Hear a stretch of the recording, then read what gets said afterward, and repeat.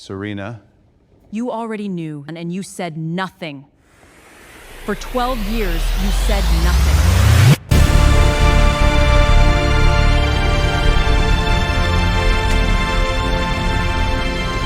The paternity court content, characters, and storylines presented in this video are entirely fictional and generated using artificial intelligence. Any resemblance to real persons living or deceased. Right now in this courtroom, a woman named Serena is sitting across from the man she has been married to for 15 years. 15 years of mornings.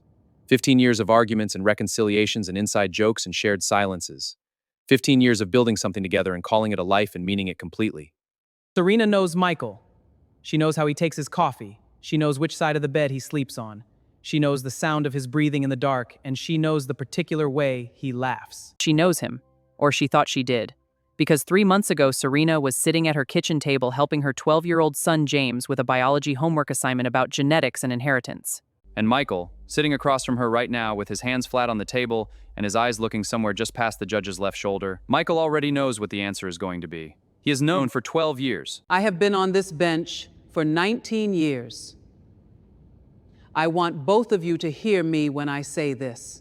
Whatever this court uncovers today, the truth is not your enemy. The truth is the only solid ground there is. Whatever is built on it, however difficult the building, will last. Are you both ready? Ready, Your Honor. Then let us begin at the beginning. Serena, please tell this court in your own words what brought you here today. Your Honor, 15 years ago I married Michael.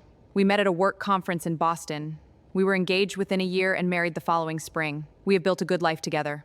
We have a home we are proud of. We have careers that matter to us. We have 2 children, our son James, who is 12 years old, and our daughter Lily, who is 9.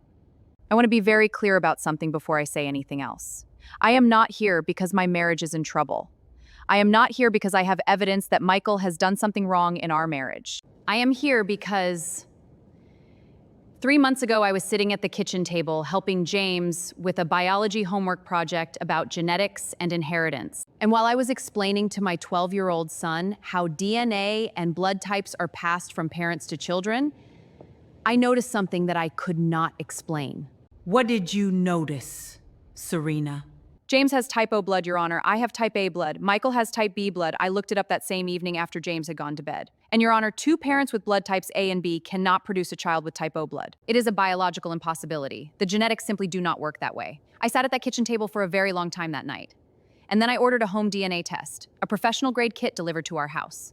And what did that home DNA test confirm? It confirmed that Michael is not James's biological father. Courtroom murder. Michael, is this the first time you are hearing this information? no, Your Honor. It is not the first time. You knew. Serena, You already knew that James was not your biological son, and you said nothing. For 12 years, you said nothing. I had a suspicion. I did not confirm it. I told myself that not knowing was better, that it was safer for everyone, that knowing would... Safer for everyone, or safer for you. Order. Michael, I need the complete truth from you right now. How long have you had this suspicion, and what is it based on? Your Honor, around the time that James was conceived approximately 13 years ago, Serena and I went through a very difficult period in our marriage. We had separated briefly for approximately 6 weeks. During that separation, we were not together. We were not in contact. And when we reconciled and Serena told me she was pregnant, I did the mathematics the way any person in that situation would.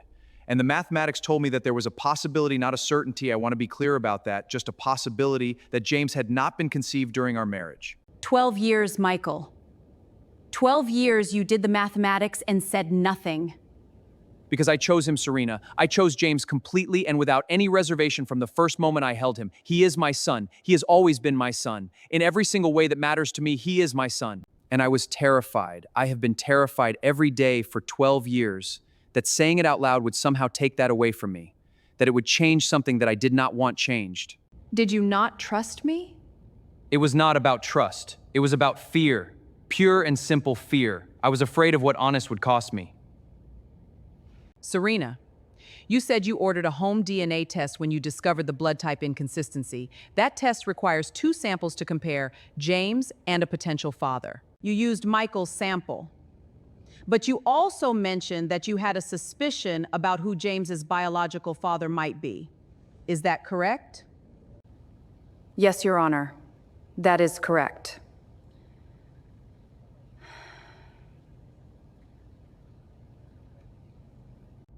Tell the court. The court is listening. During the 6 weeks of our separation 12 years ago, there was one person. One. His name is Thomas. We were together briefly during that time. I contacted Thomas 3 months ago when I began investigating this. He agreed to a DNA test without hesitation.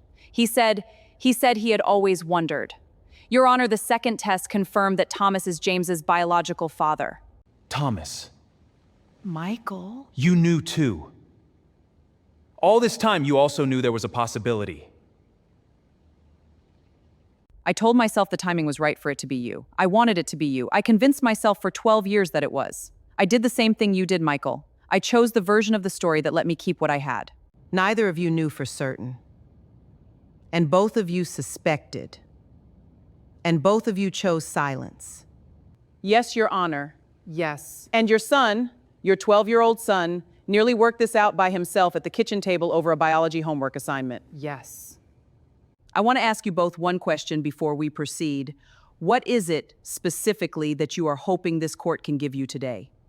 You have already conducted home DNA tests. You already know the biological truth about James. You came here anyway. Why?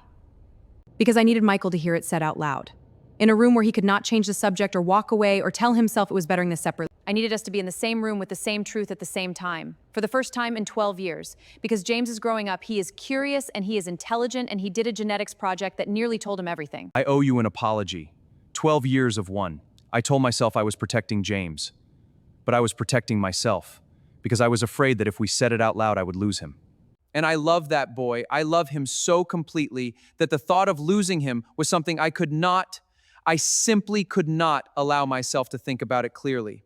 Michael, nobody is taking James away from you. Nobody is taking him away from you. Judge Harris has the envelope in her hand now.